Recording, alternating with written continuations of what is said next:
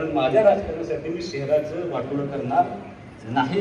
गाव चांगलं झालं पाहिजे, कारण दुर्दैवानं एकही ओपन स्पेस आपल्या ताब्यात नाही, कुठंच आपण डेव्हलपमेंट करू शकत नाही. त्यामुळे मला असं वाटतंय की जे शहर मागं पडले विकासाच्या बाबतीमध्ये ते येणाऱ्या 4-4.5 वर्षाच्या काळामध्ये आपल्याला अत्यंत चांगल्या पद्धतीनं ते पूर्ण करायचं आहे. ज्या दिवशी असं काही करू त्या दिवशी रस्त्यावरती व्यवसाय करणाऱ्या माणसांचं करायचं काय? बुटा नगरपालिका मोठी का तासगाव नगरपालिका मोठी? तासगाव नगरपालिकेनं खाऊ गल्ली केली, आपण आज तगायत करू शकलेलो नाही. आता त्यांचं पुनर्वसन कुठं करायचं? पुनर्वसनाला तुमच्याकडं 1 स्क्वेअर फीट जागा नाही, त्यांना पुनर्वसन करायला एकमेव जागा आहे सुहासबाबूच्या कॉलेजच्या पुढे आहे गार्डन. मतदारसंघाच्या विकासासाठी मी उद्योगमंत्र्यांच्या पाठीमागे एवढंच टाकलं की मला 2 मोठ्या कंपन्या माझ्या मतदारसंघात द्या, आणि त्या जर कंपन्या आल्या तर ह्या शहराचं चांगलं रूप तुम्हाला बघायचं असेल तर 4 पदे प्रस्ताव व्हायला पाहिजे.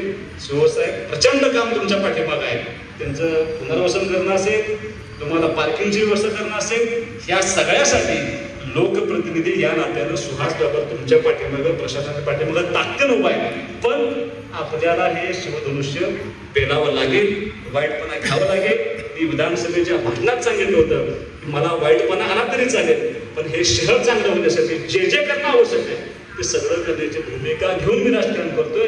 बाबर हे आपलं मनोगतपर मार्गदर्शन व्यक्त करीत आहे.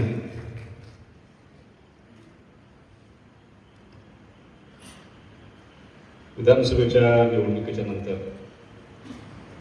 सत्काराचे किंवा या प्रकारचे अनेक कार्यक्रम या ठिकाणी पार पडले,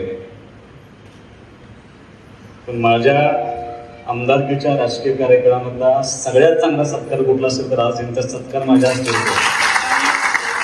माझ्या दृष्टीनं अत्यंत आनंदाची गोष्ट आहे. विटा नगरपालिकेला आणि या शहराला महामहिम राष्ट्रपतींच्या हस्ते जो पुरस्कार मिळाला आहे, त्या पुरस्काराचे खऱ्या अर्थानं ज्यांनी हा पुरस्कार मिळण्यासाठी अत्यंत कष्टाने काम केले.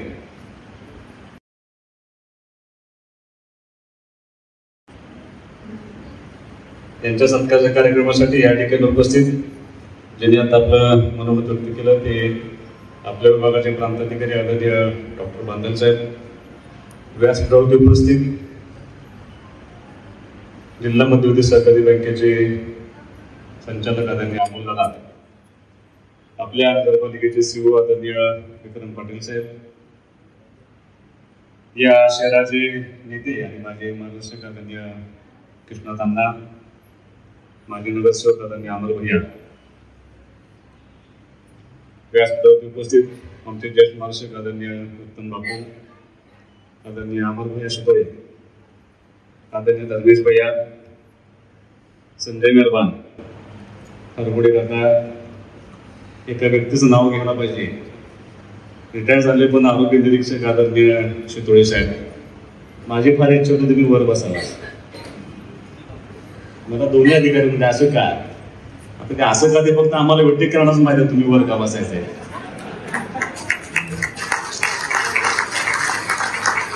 ज्येष्ठ मार्गदर्शक आदरणीय विलास बापू, शीतल वहिनी, व्यासपीठावरचे सगळे मान्यवर मंडळी, कार्यक्रमासाठी उपस्थित विटा शहरातले सगळे ज्येष्ठ मार्गदर्शक, सगळे माझे युवक सहकारी, पत्रकार बंधू भगिनी, कार्यक्रमाला सुरुवात होणार होती. थोडं यायला उशीर झाला कारण विट्याच्या राजाची मूर्ती शहरामध्ये आली होती आणि अनपेक्षितरित्या इतकी प्रचंड गर्दी त्या ठिकाणी होती, त्यामुळे थोडा यायला उशीर झाला. कार्यक्रमाला आल्यानंतर आसन व्यवस्था बघितली आणि समोर बघितलं तर प्रत्येक माणसाला समोर बस असं सांगणारी सगळी मंडळी समोर बसत आहे. माझ्या पुढे प्रश्न पडला की आपण कुणाला हात करायचे? हरगुडे काकांना सोय उठली माझ्या कानात म्हणले यांना जरा पुढे बोलायला, मी काय सांगणार नाही, तुम्ही सांगा. सीओ साहेब मला काय म्हणले, सीओ साहेब मला असं म्हणले की आम्हाला वाटतं आमच्यातच फक्त हे सगळं चालत असतं, तारेवरची कसरत. मग तुम्हाला तारेवरची कसरत फार सोपी आहे. तुमच्यात एखादा माणूस नाराज झाला म्हणून नोकरी कोण सोडत नाही मला. पण आमच्यात जर नाराज झाला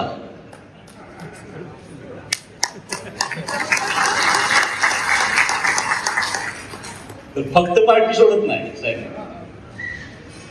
इतक्या वर्ष आम्ही कसे बाद होतो हे सांगायला सुरुवात होती. त्यामुळे सगळ्यात मोठी दारूची कसरत करायची असते ती राजकीय मंडळींची असते. कारण समोर बसलेली सगळ्या व्यक्ती अशा आहेत की त्या मान्यवर व्यक्ती आहेत, त्या सगळ्या व्यासपीठावरती बसले पाहिजेत. पण प्राथमिक स्वरूपामध्ये आपण या ठिकाणी ठराविक लोकांना स्वरती घेतलंय.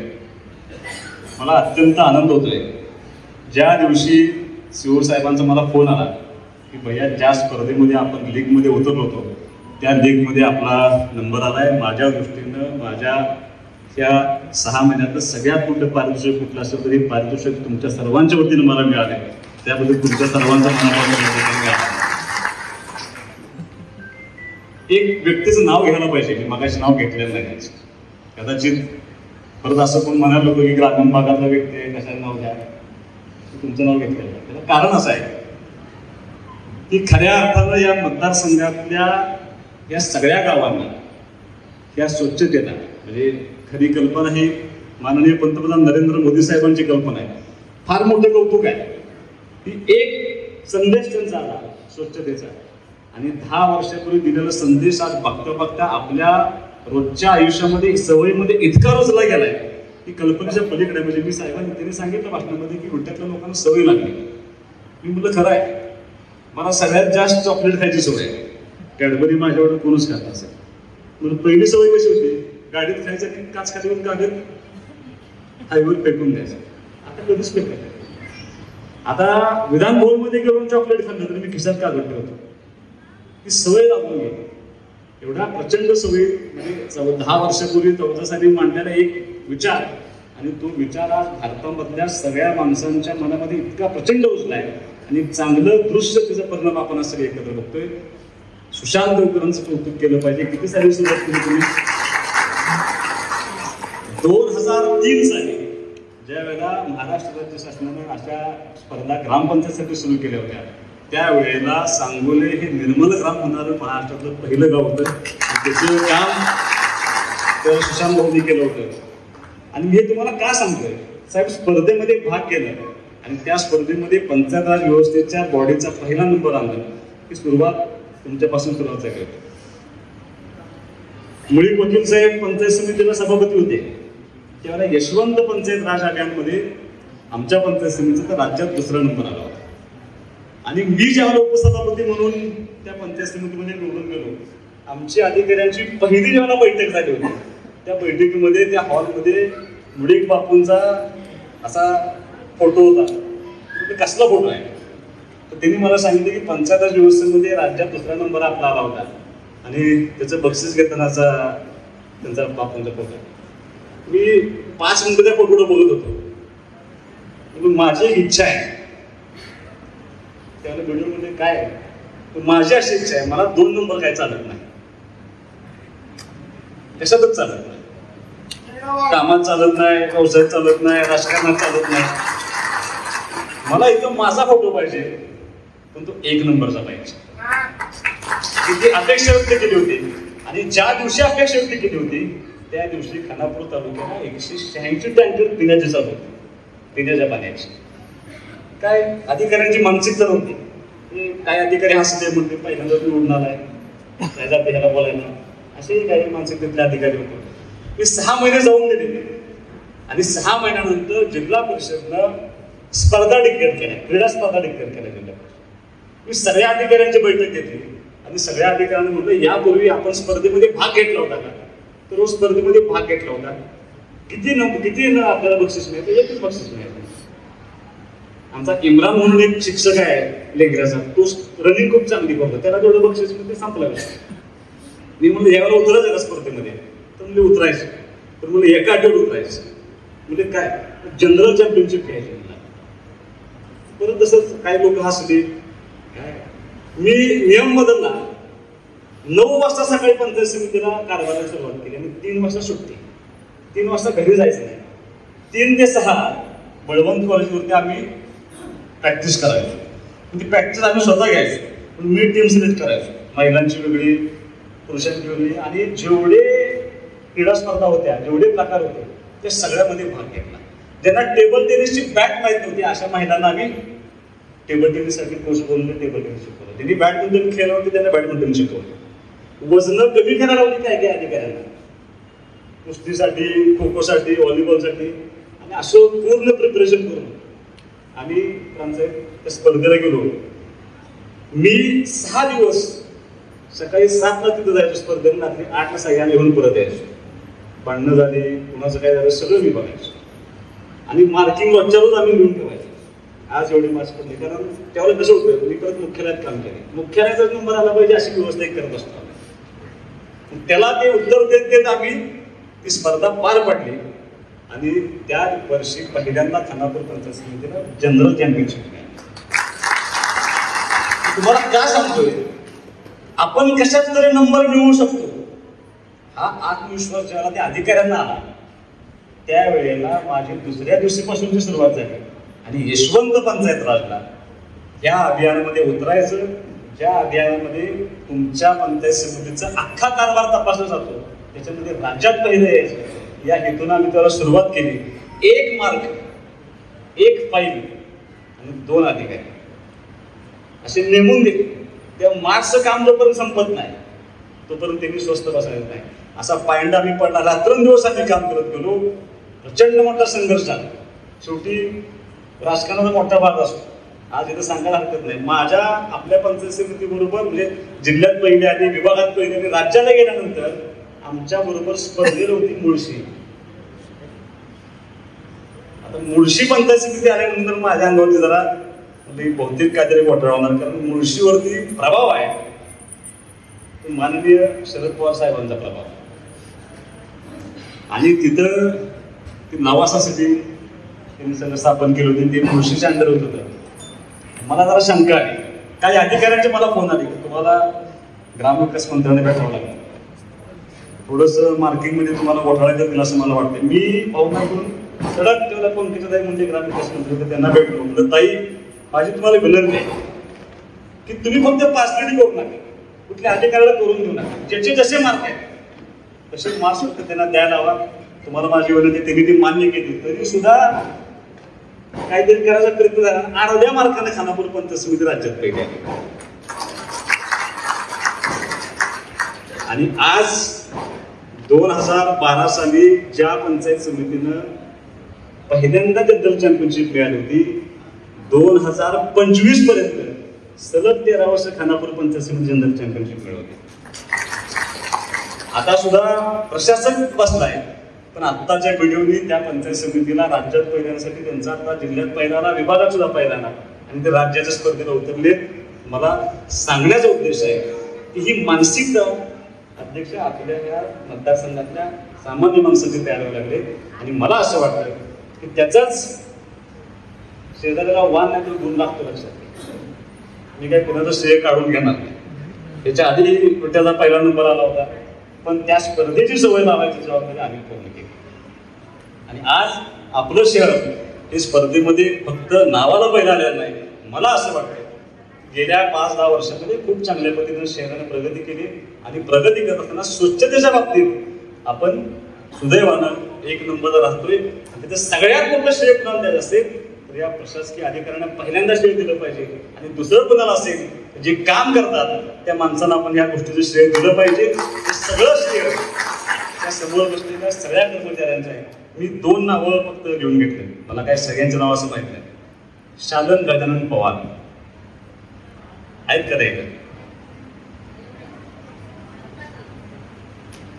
बसू द्या बसू द्या बसू द्या बसू द्या, मला माहित आहे. वय तुमचं 65 आहे बरोबर ना? शस्त्रक्रिया झाली आहे तर तुम्ही त्या ठिकाणी काम करताय. आणि आशा सुरेश कांबळे एका डोळ्याने तुम्ही दिव्यांग, किती निष्ठा असावी. कदाचित ते प्रसंगावरून काम करत असतील, त्यांच्या कुटुंबावरती प्रसंग असेल म्हणून काम करत असतील, पण 65 वर्षानंतर सुद्धा आपण दिव्यांग असताना सुद्धा आपल्या या शहरासाठी काम करत असताना तेवढ्याच तडफेनं तेवढ्याच प्रामाणिकपणाने काम करतात. याच्यासारखं मला असं वाटतं की दुसरं पुण्याचं काम कुठलं असेल असं मला वाटत नाही. कचरा गोळा करणं तुम्ही म्हणता एवढं सोपं नाही. आता तुम्हाला सवय लागते पहिलं सांगलीला जात असताना कौलापूर बघितलं की गाडीच्या काचा वर होत होत्या, आठवते का बघा. आता जरा 2 कागद खाली पडले की आपण बसत नाही, काढा म्हणतो पहिल्यांदा स्वच्छ करून घ्या मग आम्ही बसतो. इतकी प्रचंड सवय. आणि अशा ठिकाणी काम करण्याची जबाबदारी ही सगळी मंडळी पूर्ण करतात. आम्ही सगळे तुमचे ऋणी आहोत. या विटा शहरातला प्रत्येक मनुष्य हा तुम्ही केलेल्या कामाच्या, तुम्ही दिलेल्या सेवेच्या आयुष्यभर ऋणी राहील. त्या उपकारात आम्ही कधी फिटणार ना. तुमचं मनापासून या ठिकाणी अभिनंदन करतो साहेब. फक्त फरक एवढाच आहे, मी काय राजकीय बोलणार नाही, पण खरं पण बोललं पाहिजे. कारण पूर्वीचं असणारं शहर आणि आता असणारं शहर याच्यामध्ये जमीन आसमानचा फरक आहे. 20,000 लोकसंख्या असलेलं गाव आता 2011ची लोकसंख्या तुम्ही गणित करताय. आज 2025 आहे. 2026 ज्या वेळेला जनगणना होईल त्यावेळेला तुमच्या समोर खडे आकडेवारी त्यावेळेला येतील. आपली लोकसंख्या 70-80 हजाराच्या पुढे जाईल असं मला वाटतं. ही तुम्हाला राहणारी फ्लोटिंग लोकसंख्या खूप वेगळी आहे. हे असं असताना त्या शहरामध्ये पूर्वी नंबर मिळवू शकतो. तर मला असं वाटतं पहिल्यांदा ज्यावेळेला नंबर मिळाला होता त्यावेळेला संघर्ष नव्हता साहेब. त्याला सगळ्या लोकांची इच्छा होती, स्वच्छता झाली पाहिजे, स्पर्धा झाली पाहिजे, नंबर आला पाहिजे. पण दुर्दैवानं प्रशासक आल्यापासून आणि बापू सुहास बाबू आमदार झाल्यापासून चांगलं काय घडू नये त्यासाठी बऱ्याच जणांचा प्रयत्न चालू होता. कदाचित काही लोकांना माहीत असेल, काही लोकांना माहीत पण नसेल. म्हणजे निवडणूक ज्यावेळेला सुरू झाली होती त्यावेळेला विटे शहरातल्या काही लोकप्रतिनिधींनी कचरा रस्त्यावर टाका म्हणून सूचना केल्या. त्याची बदनामी झाली पाहिजे, काम होत नाही असं दाखवलं गेलं पाहिजे. पण लोकांना इतकी सवय होती की लोकांनी त्यांचा निर्णय ऐकला नाही. कचरा रस्त्यावर टाकण्याच्या ऐवजी त्यांना रस्त्यावर टाकण्याचं काम लोकांनी केलं शहरात. त्यामुळं मला असं वाटतंय की पहिला नंबर आला त्यावेळेला संघर्ष नव्हता साहेब. पण ह्या वेळेला तुमचा नंबर आणत असताना तुम्हाला प्रचंड संघर्ष होता. माझा तुम्हाला एवढंच सांगणं आहे, जितना बडा संघर्ष उतनी बडी जीत. तुम्हाला जेवढा संघर्ष करावा लागला त्या पटीमध्ये तुम्हाला त्या ठिकाणी विजय मिळालाय. आणि ह्या विजयाचे श्रेय घ्यायला सुदैवानं त्या नगरपालिकेमध्ये कोणी नाही. ना सुहास बाबर आहे, ना अमोल बाबर आहे, ना अमर सुतोळे. त्याचं श्रेय अजिबात आम्हाला कुणाला नाही. त्याचं सगळं श्रेय ही प्रशासकीय मंडळींना आहे. आणि मला असं वाटतं शेवटी आम्ही अपेक्षा व्यक्त करणं वेगळं असतं, पण खरं काम करत असतं ग्राउंड लेवलला बॉटमला उतरून कोण काम करत असतं तरी प्रशासक मंडळी काम करत असतात. त्यामुळे तुमच्या सर्वांचं मनापासून या ठिकाणी मी अभिनंदन करणार आहे. कारण साहेब आता तुम्हाला असं वाटतंय निवडणूक व्हायला पाहिजे, सगळ्यांनाच वाटतं निवडणूक व्हायला पाहिजे, निवडणुका झाल्या पाहिजेत. कारण प्रशासक मंडळी काम करत असताना काही गोष्टींची जबाबदारी पण अंगावरती असतात. म्हणजे राजकारणामध्ये हा समन्वय असतो. म्हणजे प्रशासन आणि लोकप्रतिनिधी या दोघांनी समन्वयानं काम करत असतं. काही गोष्टी अशा असतात की अंगावरती घेऊन काम करावं लागतात. ते अंगावरती काम घेऊन घेण्यासाठी निश्चितपणे त्या ठिकाणी लोकप्रतिनिधी असणं आवश्यक आहे. मला असं वाटतं काही महिन्याचा कालावधी त्या ठिकाणी राहिला आहे. या 4-5 महिन्यामध्ये स्थानिक स्वराज्य संस्थांच्या सगळ्या निवडणुका पार पडतात. माझी तुम्हाला विनंती एवढीच आहे की 5 महिन्याची जबाबदारी अजूनही तुमची आहे. माझी तुम्हाला अपेक्षा तुमची एवढीच आहे की ज्या पद्धतीनं आज तुम्ही मागच्या वेळेला नंबर मिळवलाय, आत्ता नंबर मिळवलाय, याच पद्धतीनं इथून पुढच्या काळामध्ये सतत नंबर मिळत गेला पाहिजे. यासाठी जसे आता शेवटी असेल तुम्हाला 3, 4, 5 वर्ष जे असतील जास्त 3 वर्ष झाले की तुमची आता आम्ही घेऊ मुदत वाढून त्याच्यावर काय तक्रार नाही. पण प्रमोशन झाल्यावर काय करायचं? प्रमोशन झाल्यावर तुम्ही माझ्या हातात राहत नाही. त्यामुळं तुम्ही जोपर्यंत आहात, कारण राजकारणामध्ये एखादा लोकप्रतिनिधी जेव्हा निवडून येतो ना त्यावेळेला त्याचं यश आपल्याला ठरतं कोणावरती, त्याचं अपयश यश जे ठरतं त्या मतदारसंघातल्या असलेल्या प्रशासकीय यंत्रणेवरती. मला मुद्दाम सांगतो, मी आमदार झालो आणि सतत एक आवाज उठवली गेला प्रशासनाचा कोंबडा कारभार, सुहासबाबरोबर बोलता येत नाही, चुकीचं काम करत नाही, पैसा खात नाही. मग बोलायचं कोणावरती तर प्रशासनावरती बोलायचं. आणि दुर्दैव असं त्या सगळ्या मंडळींचं ज्यांनी ह्या प्रशासनावरती आरोप करायचा प्रयत्न केला त्या प्रत्येकानं ज्या वेळेला आरोप केले त्या प्रत्येक वेळेला वेळेवर उत्तर दिलं. म्हणजे प्रशासनावरती आरोप करत असताना माझं सुदैव असं चांगलं निघालं की प्राणसाहेबांनी एवढं चांगलं काम केलं की त्यांना शासनाच्या वतीनं बेस्ट डेप्युटी कलेक्टरचा अवॉर्ड मिळाला. परत गेले नगरपालिकेवरती शिवसाहेबांचं मी मनापासून आभार मानतो. राज्य शासनानं आदरणीय मुख्यमंत्र्यांनी 100 दिवसाचा कार्यक्रम आखला होता. त्या कार्यक्रमामध्ये विभागात 3रा आणि जिल्ह्यात पहिला नंबर आपल्या सीओ साहेबांचा. 1 वर्षामध्ये सगळ्यात चांगलं काम केलेला तहसीलदार कुठला आहे? माझ्या सुदैवानं खानापूर तालुक्याच्या तहसीलदाराला पहिला नंबर त्याच्यामध्ये मिळाला. आज तुम्ही काही म्हणा, पण पोलीस डिपार्टमेंटमध्ये जिल्ह्यामध्ये चंद्रकांत दादा पाटील पालकमंत्री झाल्यानंतर त्यांनी जे काही घडी बसवायचा प्रयत्न केलाय त्या प्रत्येकाच्या सगळ्यात जास्त बक्षीस कुणाला मिळाले तर विटा पोलीस स्टेशनला सगळ्यात जास्त बक्षीस मिळाले. खानापूर पंचायत समितीवर ते द्यायचा प्रयत्न केला. ज्या दिवशी गेले होते नाही त्या दिवशी खानापूर पंचायत समिती विभागात पहिली आहे यशवंत पंचायत राजमध्ये. म्हणजे जिथं जिथं आरोप करायला गेले त्या प्रत्येक ठिकाणी प्रत्येक प्रशासकीय अधिकाऱ्यानं इतकं चांगलं काम केलंय. त्यामुळे माझ्या राजकीय आयुष्यामध्ये यशस्वीतेचं खूप मोठं श्रेय तुमच्या सगळ्या प्रशासकीय अधिकाऱ्यांना आहे. तुम्ही अत्यंत प्रामाणिकपणे काम करताय. तुम्हाला आज कोण काय म्हणत असेल मला माहिती आहे, शेवटी कागद तुम्हाला वाटत असतो.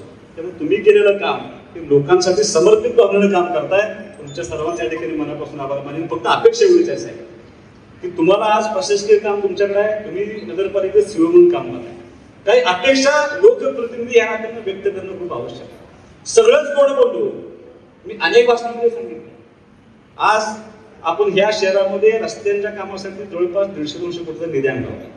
काही पैसे जे आपल्या समाज मंदिरांचे सभामंडपाचे जे पैसे होते ते परत गेले साहेब. परत पैसे चालले ते आमच्यासारख्यांचं अपयश असतं. ते काय गेले ती प्रशासकीय कारण आहे. त्या जागा नगरपालिकेच्या नावावरती नव्हत्या म्हणून काही कामं केली. प्रचंड मोठे रस्त्यांचे काम आपण केले. सगळ्यात मोठं नळ पाणी पुरवठा योजनेचं काम चालू आहे. माझ्यावरती बातम्या करायला प्रयत्न केला. आता फक्त मला जाहिरातीची सवय नाही, लगेच बातमी काम बंद आहे. काम बंद असेल चालू आहे का? पण दुर्दैवानं हे कसं फेक नेरेटिव्ह सेट करायचा यासाठी प्रयत्न करायचा. मी कायम तुम्हाला सांगत आलोय इतकी प्रचंड वेगानं वाढणारी नगरपालिका, आपली वाढणारी लोकसंख्या, एक राष्ट्रीय महामार्गाचं काम पूर्ण झालंय. दुसऱ्या राष्ट्रीय महामार्गाचं काम तुम्हाला कदाचित माहीत नसेल. ह्या राष्ट्रीय महामार्गाचं काम सुरू झालंय. खटावापासून गोट्याकडे यायचा रस्त्याचं काम साहेब सुरू आहे. ते कॉन्ट्रॅक्टर सगळे मला भेटलेले होते. त्यांना झाडं तोडायची परमिशन मिळत होती. वन विभागाला विनंती केली, म्हटलं झाड तोडायची परमिशन तेवढी द्या. मी त्यांना विचारलं म्हणजे शहरात काय होणार आहे. मला त्यांनी सांगितलं जिथून कुठे शहराची हद्द सुरू होते पोलीस स्टेशनपासून तिथपासून ते सरकारी दवाखान्यापर्यंत सीओ साहेब 4 पदरी रस्ता आहे. शहरात 20 मीटरचा रस्ता आहे. मी त्या कॉन्ट्रॅक्टरने म्हणलं हो का नाही, इतनी जगह नहीं है, वो आपका काम है, वो मेरा काम नहीं. मुझे टेंडर जो मिला है वो 20 मीटर का काम है. मैं करके जाऊंगा. मैंने इस्लामपुर में काम करके दिखाया है. तुम्ही इस्लामपूरला गेला तर तुम्ही स्टँडच्या पुढचा जुना रस्ता आठवला. आता सगळं 4 पदरी रस्ता केला. त्यानं सांगितलं मी सगळा रस्ता संपवणार आणि माझी सगळी यंत्रणा घेऊन मी एकदम विट्यामध्ये येणार आणि विट्या शहरातला रस्ता मी 4 पदरी करणार. मी म्हटलं इतनी जगा नाही. मला म्हटलं आपले शाळेत देखा नाही होता.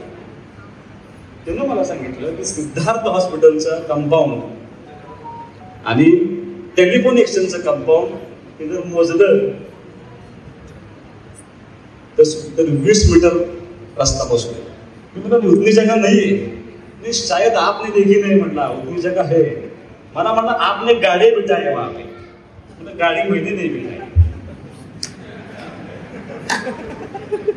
गाड़ी बिठाने वाला आपने नहीं होती. सीओ साहेब आज मी हे मागच्या भाषणात सांगितलं होतं विधानसभेच्या निवडणुकीशिवाय. ज्या दिवशी असं काही करू त्या दिवशी रस्त्यावरती व्यवसाय करणाऱ्या माणसांचं करायचं काय. विटा नगरपालिका मोठी का तासगाव नगरपालिका मोठी. तासगाव नगरपालिकेनं खाऊगल्ली केली. आपण आज तगायत करू शकलेलो नाही. आता त्यांचं पुनर्वसन कुठं करायचं. पुनर्वसनाला तुमच्याकडे 1 स्क्वेअर फीट जागा नाही. त्यांना पुनर्वसन करायला एकमेव जागा आहे सुहास बाबरच्या कॉलेजच्या पुढे आहे गार्डन. प्रचंड प्रश्न उपस्थित राहणार आहेत. इलेक्शन आले म्हणून काहीतरी गोड बोलत असं बोलणार नाही. 4 पदरी व्हायला पाहिजे का? तुम्हाला वाईट वाटत चालेल, 4 पदरी व्हायला पाहिजे, कारण त्याशिवाय शहराची प्रगती नाही. गाव वाढत जाणार आहे. 2 राष्ट्रीय महामार्ग केले, काही दिवसामध्ये एक ग्रीनफील्ड हायवे नितीन गडकरीने डिक्लेअर केला. शहरापासून 5-7 किलोमीटर वरून जातोय. 3-3.5 तासामध्ये मुंबईला पोहोचेल. एवढ्या प्रचंड वेगानं आपण तो रस्ता पूर्ण होतोय. ज्यावेळेला हे सगळं होईल त्यावेळेला मतदारसंघाच्या विकासासाठी मी उद्योगमंत्र्यांच्या पाठीमागे एवढंच टाकलं की मला 2 मोठ्या कंपन्या माझ्या मतदारसंघात द्या, आणि त्या जर कंपन्या आल्या तर ह्या शहराचं चांगलं रूप तुम्हाला बघायचं असेल तर 4 पदरी रस्ता व्हायला पाहिजे. शिवसाहेब प्रचंड काम तुमच्या पाठीमागे आहे. त्यांचं पुनर्वसन करणं असेल, तुम्हाला पार्किंगची व्यवस्था करणं असेल, या सगळ्यासाठी लोकप्रतिनिधी या नात्यानं सुहास बाबर तुमच्या पाठीमागे, प्रशासनाच्या पाठीमागे ताकदीनं उभा आहे. पण आपल्याला हे शिवधनुष्य पेलावं लागेल, वाईटपणा घ्यावं लागेल. मी विधानसभेच्या भाषणात सांगितलं होतं की मला वाईटपणा आला तरी चालेल, पण हे शहर चांगलं होण्यासाठी जे करणं आवश्यक आहे ते सगळं करण्याची भूमिका घेऊन मी राजकारण करतोय. कारण माझ्या राजकारणासाठी मी शहराचं वाटोळं करणार नाही. गाव चांगलं झालं पाहिजे, कारण दुर्दैवानं एकही ओपन स्पेस आपल्या ताब्यात नाही, कुठंच आपण डेव्हलपमेंट करू शकत नाही. त्यामुळे मला असं वाटतंय की जे शहर मागं पडले विकासाच्या बाबतीमध्ये ते येणाऱ्या 4-4.5 वर्षाच्या काळामध्ये आपल्याला अत्यंत चांगल्या पद्धतीनं ते पूर्ण करायचं आहे. अगदी विजन कशी असावी त्यांनी बसल्या मला सांगितलं की आपण सोलरसाठी आपण प्रयत्न करतोय. 1.5 मेगावॅटच्या पहिल्या टप्प्यामध्ये आपण फक्त लाईट म्हणजे पाण्याच्या पाण्यासाठी करतो. 450 किलोवॅटचं काम त्या ठिकाणी आपल्याला पिण्याचं पाणी, म्हणजे हे सगळं सोलरला कन्वर्ट व्हावं. मिळणाऱ्या बक्षिसीच्या रकमेमधून कारगाला आपली जागा आहे, त्या जागेमध्ये सोलरचा प्लॅन जर उभा केला, 50 लाख रुपये आपलं महिन्याचं लाईट बिल आहे नगरपालिका, ते जरी वाचलं तरी सुद्धा खूप मोठा फरक हे निश्चितपणे आपल्या याच्यामध्ये पडू शकतो. मला असं वाटतं आज बोलणं अपेक्षित नाही, प्रशासकीय मंडळी राष्ट्रपती उपस्थित आहेत म्हणून फारसं तुम्हाला मी काय बोलणार नाही. पण या शहराचं चांगलं होण्यासाठी आपल्याला एकत्रितपणे सगळे विचार, सगळे दुष्ट, एकमेकांचा द्वेष हे सगळं बाजूला ठेवून, आपल्यातले मतभेद बाजूला ठेवून आपण जर या शहराच्या विकासासाठी एकत्रित भावनेनं काम केलं नाही तर आपल्याला काळ माफ करणार नाही. पुढचं अजितदादांसारखा एक माणूस सकाळी 6 वाजता हिंजवडीला गेले होते, सकाळी 6 वाजता, आणि का ट्रॅफिक जाम होते म्हणून त्यांनी तिथं सगळं पाहणी केली. आणि पाहणी केल्यानंतर त्यांनी सूचना दिल्या, हे बांधकाम पाडा, हे अतिक्रमण काढा. त्यांनी सगळं अतिक्रमण त्या ठिकाणी काढून टाकलं.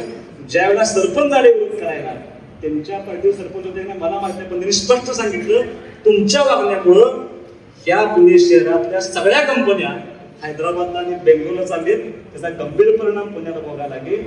मला तुम्हाला हेच सांगायचं आहे, अजितदादांची भूमिका मी पार पाडतो, सरपंच कोण्या तुम्ही ओळखून घ्या. फक्त शहराचं मात्र नाही व्हायला पाहिजे, या शहरातल्या माणसांना सुख समाधानाची सगळ्या गोष्टी मिळायला पाहिजेत, सगळ्या सुविधा मिळायला पाहिजेत. यासाठी इथून पुढच्या काळामध्ये आपण एकत्रितपणे काम करूया. निश्चितपणे तुम्हाला लागेल तर निधी देण्याची जबाबदारी प्रशासन म्हणून तुम्हाला जी मदत लागेल ती लोकप्रतिनिधी या नात्याने आम्ही ताकदीने तुमच्या बरोबर राहू. पुन्हा एकदा या सगळ्या मंडळींचं ज्यांनी ह्या स्पर्धेमध्ये नंबर येण्यासाठी काम केले त्या सर्वांचं मनापासून या ठिकाणी मी अभिनंदन करेन. ज्यांनी कार्यक्रम आयोजित केला, अण्णा तुम्ही, संजय वर्मान, तुमच्या सगळ्या टीम, तुमच्या सगळ्यांचं मनापासून या ठिकाणी आभार मानेन. राजकारणामध्ये एखादं बक्षीस मिळालं श्रेय घ्यायला फार माणसं पळत असतात, द्यायला तुम्हीच पहिल्यांदा 2 जण पुढे आलाय, नाहीतर सुहास बाबूला पण नाव आहे, काय मिळालं की माझं आहे, मी कुणाचं नाव घेणार नाही बाबा. पण आज ह्या दोघांनी दानत दाखवली, ज्यांच्यामुळं नंबर आलाय त्या सगळ्यांचा बक्षीस देण्याचा प्रसंग झाला. म्हणजे काही लोक म्हणत होते की प्रातिनिधिक स्वरूपात 5 लोकांना द्या, मी म्हणलं तसं करू नका, भाषण राहिले तर चालते, पण त्या सगळ्यांना स्टेजवरती बोलवा आणि सगळ्यांना त्या ठिकाणी बक्षीस द्या. कदाचित त्यांच्या आयुष्यामध्ये खूप मोठा प्रसंग असेल की त्यांना व्यासपीठावरती आणण्याचा पहिलाच प्रसंग असेल, तो मान तुम्ही सर्वांनी त्यांना दिला. तर तुमच्या सर्वांना मनापासून या ठिकाणी आभार मानतो. तमाम विटेकर जनतेचं त्यांनी ह्या स्पर्धेमध्ये नंबर आणण्यासाठी कुणाचंही नाही ऐकला, रस्त्यावरती कचरा टाकला नाही. कारण काही व्हिडिओज आहेत माझ्याकडे, मी काही मोगम बोलतोय असं नाही, की ते टाकतानाचे व्हिडिओ आहेत आणि मला आपले कार्यकर्ते पाठवले, बघा हा त्यांचा माणूस आहे, ते रस्त्यावर करतात. असं असून सुद्धा त्या प्रचंड संघर्षामध्ये तुम्ही जे यश मिळवलं त्याबद्दल तुमच्या सर्वांचं मनापासून या ठिकाणी आभार मानेल. असंच यश इथून पुढच्या काळामध्ये कायम राहावं ही अशा अपेक्षा व्यक्त करून थांबतो. जय हिंद, जय महाराष्ट्र. धन्यवाद भैया. आहे त्या जागेवरती बसून घ्या, कारण